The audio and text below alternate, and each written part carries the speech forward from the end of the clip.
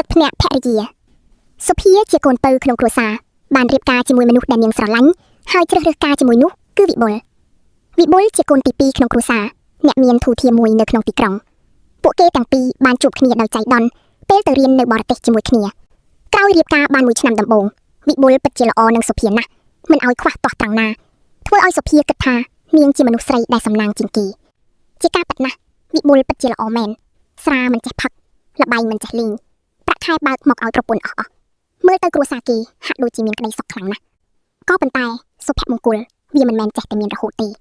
វាប្រែប្រួលចាប់តាំងពីពេលសុភាចាប់ដើមទៅមុនមក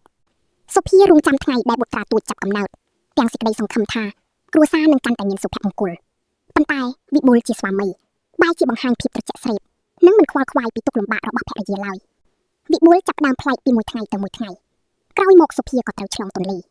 ក្នុងគ្រាដែលប្រពន្ធកំពុងប្រយុទ្ធនឹងមច្ចុរាជដើម្បីផ្ដល់កំណើតបុត្រវិបុលបែរជាសប្បាយនឹងការកម្សាន្តខាងក្រៅជាមួយមិត្តបងភឿនហើយបានប្រាប់ប្រពន្ធថាជាប់ប្រជុំគ្មានពេលជូនប្រពន្ធមកពេទ្យទេកូនប្រុសដ៏គួរឲ្យស្រឡាញ់បានចាប់កំណើតតែទឹកភ្នែកដែលហូរលើថ្ពាល់សុភាគឺជាទឹកភ្នែកនៃការឈឺចាប់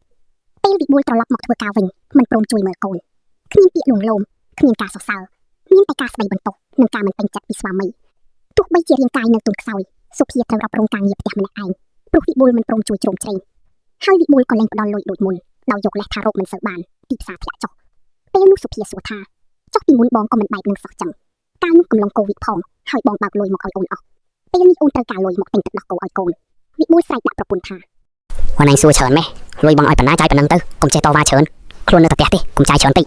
វិបុលបានប្រើសម្ដីដូចមុតដូចកំបិតធ្វើបាបផ្លូវចិត្តភរិយាដែលកំពុងមានសតិអារម្មណ៍ស្រាប់ផងសម្រាប់មនុស្សស្រីទើបសម្រាលគេហៅថាជំងឺបាក់ទឹកចិត្តក្រោយពេលសម្រាលទឹកភ្នែកសុភាមិនដឹងហូរមកពីណាហូរមិនចេះអស់នឹកឡើងឆ្អែតចិត្តនឹងពាក្យប្តីនិយាយ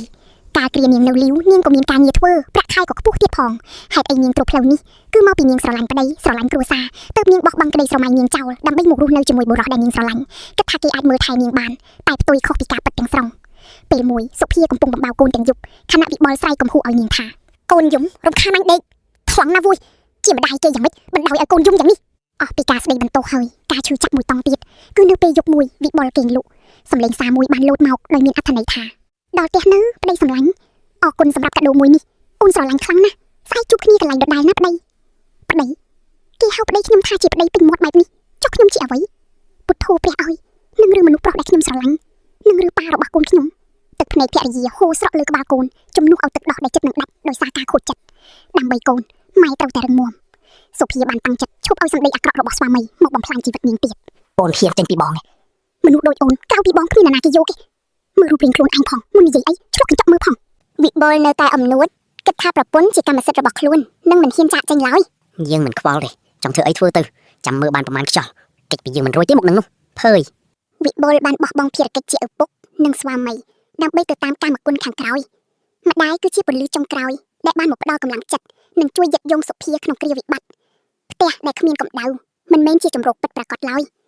សុភាសម្រាប់ចិត្តដើរចេញដើម្បីសេចក្តីថ្លៃថ្នូរអ្នកដែលសាបព្រោះការបោកប្រាស់តែងតែទទួលបានផលនៃការបោកប្រាស់មកវិញជានិច្ចវិបុលទើបតែដឹងថាខ្លួនបានបាត់បង់កំណត់ទ្រព្យដ៏មានតម្លៃបំផុតគឺគ្រួសារគ្មានវិបុលសុភាក៏អាចរស់នៅបានយ៉ាងរឹងមាំនិងមានកម្លាំងលើសពីមុនក្រោយវិបុលអស់ប្រាក់ធ្លាក់ខ្លួនត្រូវគេបោកនឹកចង់ត្រឡប់រកប្រពន្ធវិញដោយបានដំណឹងថាប្រពន្ធពេលនេះមានធូរជាងមុននឹងឡើងស្ដាយដឹងកំហុសនិងភាពអាម៉ាស់របស់ខ្លួនក៏បានទៅរកសុភាដើម្បីអូនឲ្យបងសុំទោសរាល់កំហុសរបស់បងតើអូនអាចលើកលែងទោសឲ្យបងបានទេបងដឹងខុសហើយយើងចាប់ផ្ដើមជាថ្មីបានទេបងត្រូវការអូននិងកូនខ្ញុំអភ័យទោសឲ្យបងតែខ្ញុំមិនអាចត្រឡប់ទៅរូបភាពឈឺចាប់វិញបានឡើយជាចុងក្រោយចង់ផ្ដាំទៅប្តីគ្រប់រូបថាបើខ្លួនមិនស្កប់ស្កល់ទេកុំទាន់រៀបការហើយបើរៀបការក៏គួរតែមានទំនួលខុសត្រូវជាមួយគ្រួសារផងទឹកភ្នែកនៃការឈឺចាប់របស់ភរិយាបានប្រែជាកម្លាំងចលករនាំឲ្យនាងរកឃើញសន្តិភាពនិងសេរីភាពពិតប្រាកដឡើយរឹងមាំឡើងណាម៉ាក់គ្រប់រូប